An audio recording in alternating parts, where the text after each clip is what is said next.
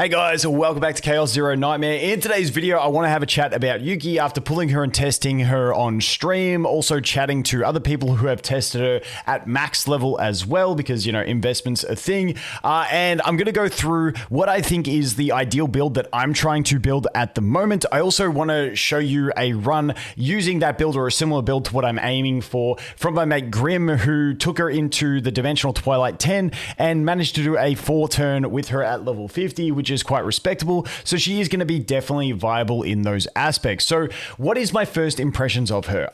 If you're someone that like came to stream, people asking, is she a must pull? Should I be going for her? My still general thought is I would wait a bit longer. I don't think she's going to be a must pull unit. That's my first impressions. I don't think she's like one of those just blows your socks off and she just does insane damage all the time.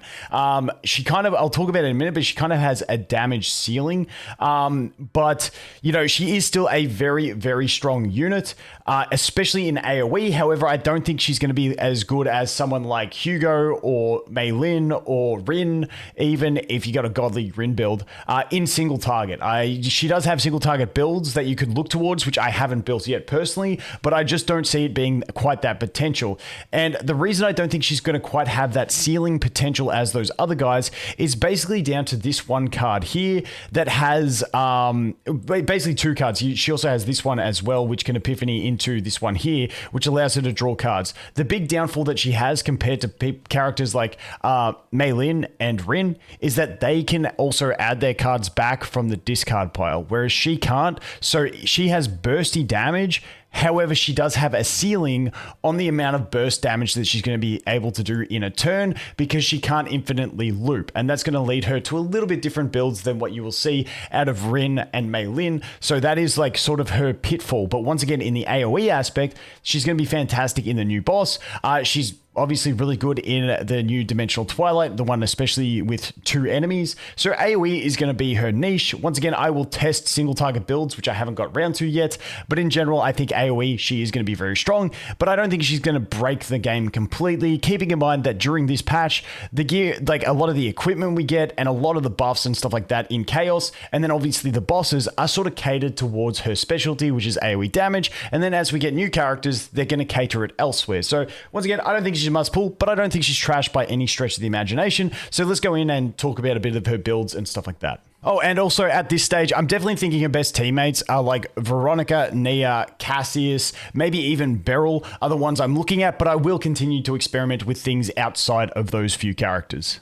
Now, when we talk about the kind of build that I am aiming for, I am looking at this type of build. This is the one that's going to be in the showcase later on. There's one thing I would fine tune on this, and that would be having a better Divine Epiphany. Now, with all the updates to save data, I'll have a video on that tomorrow. I know Pridewinnie is working at implementing the save data point system into their team builder, which means you'll be into their deck builder, which means you'll be able to build the decks there and see how much save data so you can actually build something to chase towards. But I'm waiting for tomorrow to see if they get that active on their site so we can show that. But this build here is kind of what I am aiming for because it is a really solid build and it's a little bit different to the way you play things like Rin and Mei Lin, where you want like 3, maybe 4 copies of their search card. Because she has that one downside where she cannot add cards from the discard pile.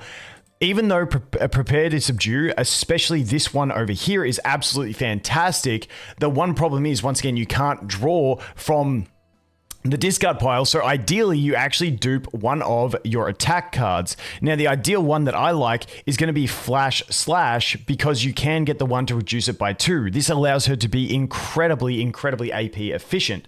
So that is why it would be the other one that I would go ahead and clone. So you'd be ideally looking at this one, Epiphany number 4, and then Flash Slash Epiphany number 2, and getting 2 copies of both of those. That gives you a nice round out of searchability whilst also having a good chunk of damage dealing cards in there. And once again, this is aiding her AoE damage because she's going to be looking at AoE situations. Then with the Trickery Strike, I really like this one over here, which is the number 4, draw 1 cards that have inspiration effect. Now, the big thing about this is it can draw your damaging cards, but because it just has to draw something with the inspiration effect, it can also draw Prepare to Subdue if you have this number 4 one. So it adds that circular value in that if you don't have Prepare to Subdue, well, you can search it through that one, add it to hand, and then this can go ahead and search your other ones and activate them as well. So then you get a draw 2. So it's a really cool synergy that it does have with that cyclical type value that it brings. Now, moving on from that, we have the Freezing Blade, the upgrade card. Now, this one you can sort of, I really like the initiation one, which is the old Outbreak of War. It just means you start with it in hand, it costs 0, you just throw it up and you're getting any damage. Then any of the additive damage multipliers that you get are just adding that every time you use a card with inspiration, you're going to be getting that extra damage. Now, when we look to that, on top of that, when we look at this one over here, another reason why this number 4 is really good is because it's the only one with an inspiration effect, meaning when you play this skill card to search out your other cards, you're going to get the extra damage to proc off. Now, the one catch is over here as well. This one does not proc it. So that is the one trade-off. Like if you go the number 5, honestly, I could see this being useful in some situations. It would proc the damage. But once again, I really do like this one, allowing you to get some damage whilst also getting that draw power tied into it. So that is like the whole sort of value behind her whole kit. Now, the one thing I do like is leaving in one of the basic attack as well. Rapid Slash can go away. It's just too expensive. But by leaving a longsword slash in there, it really helps with your save data. Once again, I'll go deeper into that tomorrow in a video, but it really helps with your save data. And because it's free, it's really not that bad of an investment to have in your deck for a free card. And it's once again, because she is capped on how many attack cards she can play, because she can't search from her discard pile, it's really nice to have an extra, some sort of damage in there. Then the final one is obviously her Iceberg Cleave. Not too much to be said about this one. If you get it, it's going to be really solid AoE damage. And that's pretty much the gist to it. So that is a holistic look at her cards and the ones that I would look for. And once again, this is the kind of deck I would look to build. Now, if you are building a deck like this, you can sort of fit all these in with one Divine Epiphany in it. You can see that in that one, we do have the Divine Epiphany on the Trickery Strike, which is tenacity card damage.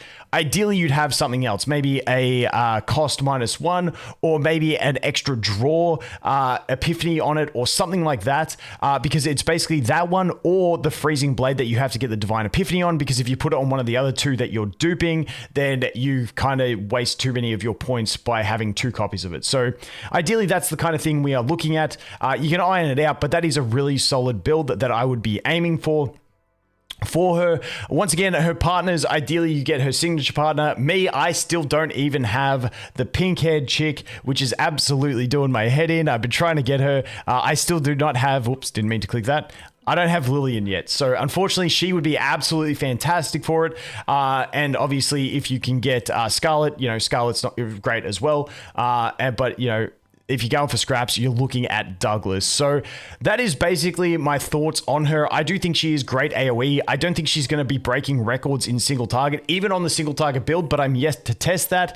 But in general, still early testing. I'll keep you guys updated as we see more. But now I want to I'm just going to play a run that, massive shout out to my mate Grim, that he did of, once again, that 4 turn. I reckon with more investment, once again, it's still level 50, does have the level 50 signature partner. But, level 50 being able to 4 turn the Dimensional Twilight stage 10 already is pretty strong. And once again, this was just a 1 take. You could probably iron that down to maybe 3 turns, and then with more investment, maybe 2 turns, which makes her in a very strong spot. Now, it does have 2 enemies on both waves of it, meaning it is kind of catered towards her. But in general, I think she's going to be a really solid AoE damage dealer. But not as crazy in the single target aspect, which, that's kind of what her niche is that AoE. And for anyone wondering whether you should pull her, if you're not just wanting to pull her because you wanted to and you're like, I'm going to pull her anyway, I would continue to wait another couple days, wait and see if someone comes up with something completely cracked to go ahead and do with her. The one thing I didn't mention was in the save data is there is so many bits of equipment that are catered around her that are absolutely fantastic. This one here, when you use this to discard cards at the start of the turn and then draw more, that draw does activate the inspiration effect. We've got cards like this for extra damage. We've got cards like this for extra damage as well. equipment like this. There's so many equipment that work well on her. So when you do a save, you should be able to find something pretty solid. But anyway, like I said, I'll show you guys that Dimensional Twilight run now, and then it'll be followed up with a clip that he recorded of all the builds on his characters. And just keep in mind that he will be using builds for Veronica and Nia from outside of this season, because over there in the Dimensional Twilight, you don't need to use it. So if you've got some pretty cracked builds, you can always take them in over there right now if you want to.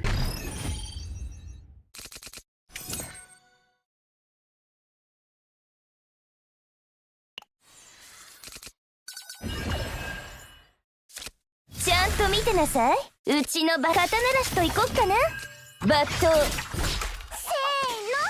準備完了。打ちましょうか。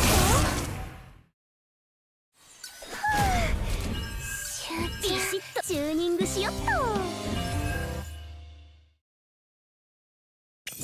さて、チューニングしよっと。落ち着く。ビシッと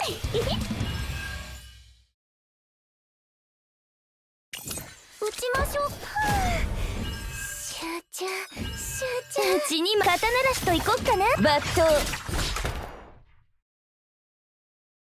うちのバットちゃんとはっ。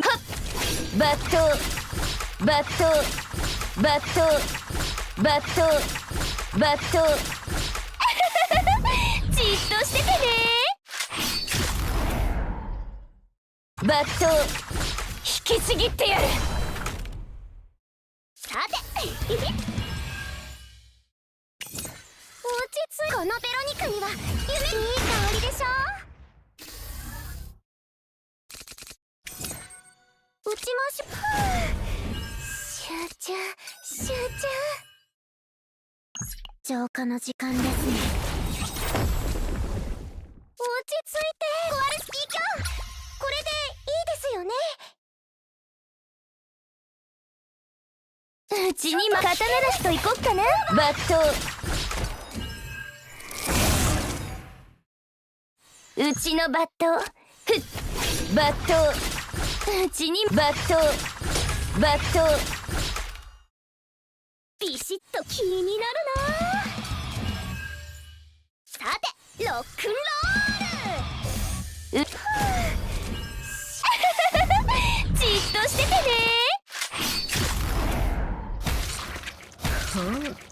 これはなかなか明快なロジックだ。打ちましょう。集中集中。落ち着く。集中。うちに肩鳴らしと行こっかな。バット。ビシッとチューニングしよっと。さて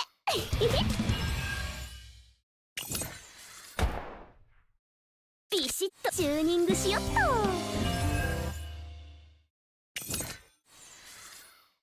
うちのバットちゃんと見届けなさいね。うちも頭上に注意してください。行きましょうよ。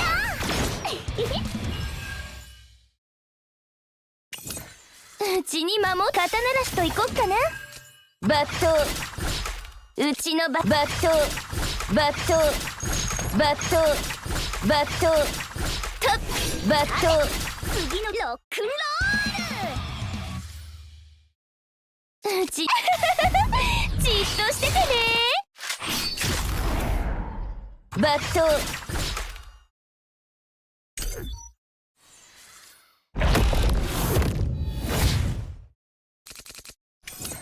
落ち着く。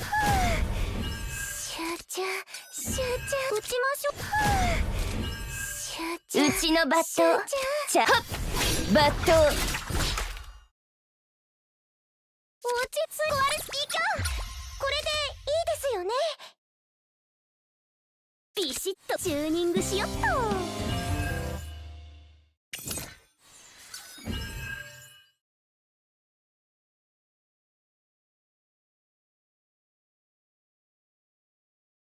さてチューニングしよっと。